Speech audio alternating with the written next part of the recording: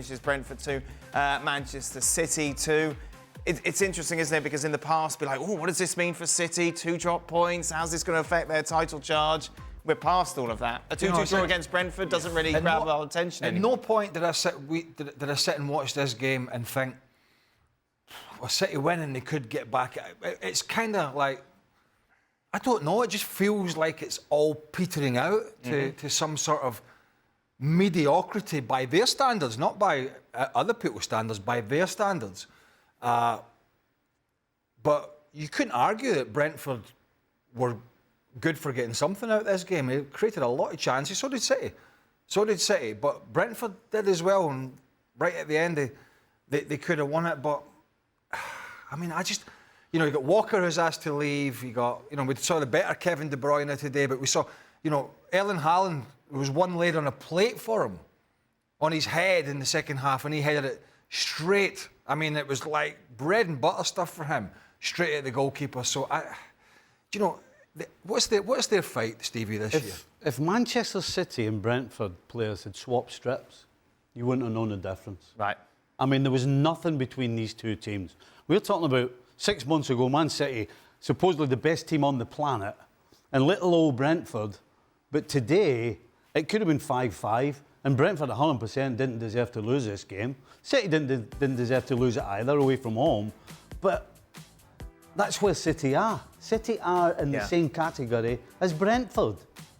At the end of last season, I think it was.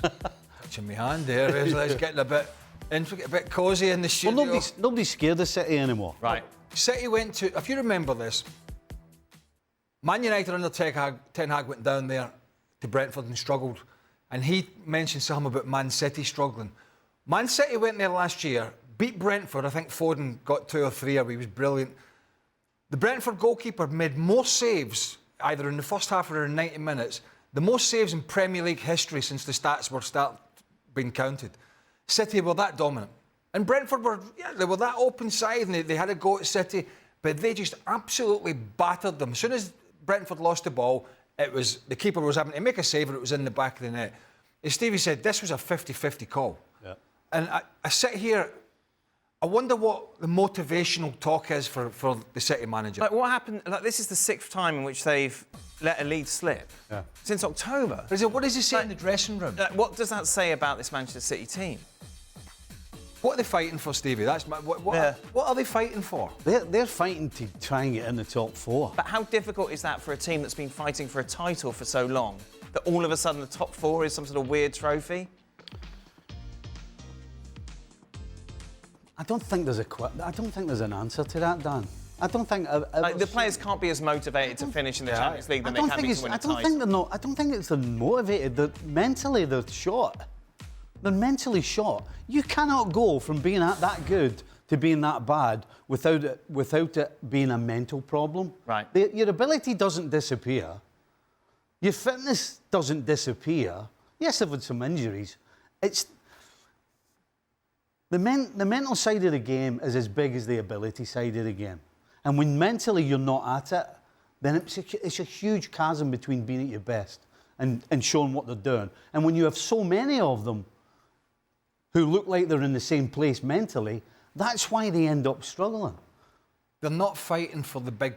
Well, they're not out the Champions League yet. Right. But it's touch and go whether... We've got the odds, actually. Let's take a look. I have no idea what these odds will look like with regards to who's going to finish in the top 4. Obviously, we've mentioned Liverpool is fine, Arsenal are going to be fine, but who is going to join them? You take a look at it at the moment... Chelsea are odds on, City odds on. They're the 2 at the moment, Chelsea and City, according to the bookies, to join Liverpool and Arsenal. But it's really difficult. See, I think Newcastle, to me, are a team that all of a sudden are jumping out and saying, we could make the top 4. Yeah, they got a nice run of games coming as well. No, they've played well. If they keep Isak fit, then yes. If he gets injured again, then that completely changes. But if I was to give you $100, you're not putting on City going, yep, I'm definitely making my money here. Absolutely not. No, and I think... You're right. I wonder if it's the motivation, in a sense, that subconsciously, not bad attitude, just the fact that they're probably going to be also-rans this year, probably going to be struggling in the Champions League. They are fighting in the FA Cup, and that could be big for them. That could be their motivation, but they're not going to win the title, and I wonder how much of an edge that takes off training. And You've been there, Stevie.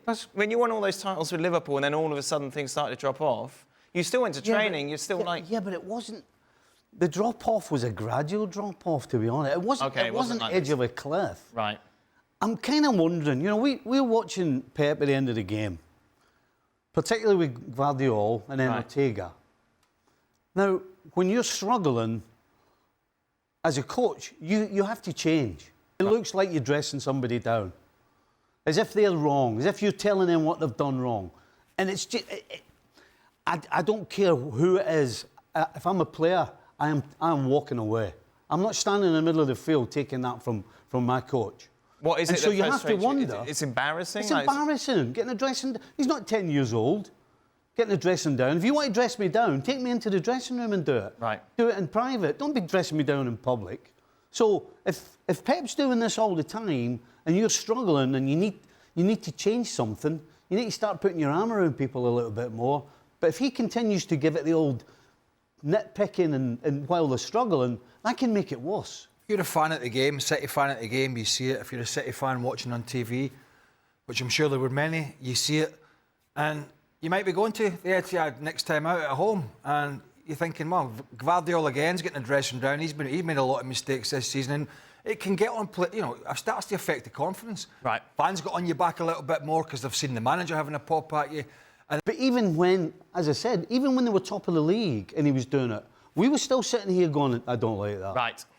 And you can get away with it when you're sitting top of the league. But I'm not so sure you can get away with it when you're struggling and you've got the manager down your throat every 2 seconds. But it's not his biggest problem, is it?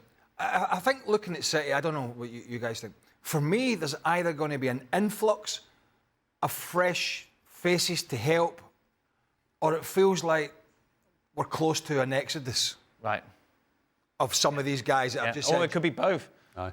Yeah, it could be bunch in, bunch out, or it could be a sort of hybrid, or maybe they won't get the players they want, and a bunch of others. Well, Kyle Walker's been out already and said he wants to leave. I'm sure one or two others of the older players are looking at their options for, Major League Soccer, Saudi Arabia, or somewhere else in Europe, or blah blah blah. But it feels we're kind of at that cross point with this club and these players, and dare I say it, even though he signed a new contract with this manager, Yeah. he just doesn't look as if he has the answers that he once had, or even the drive. I mean, whether he does all that at the end or not, I don't really, whatever, it's neither here nor there.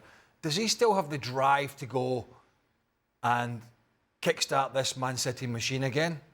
Because it's going to be a big job, isn't it?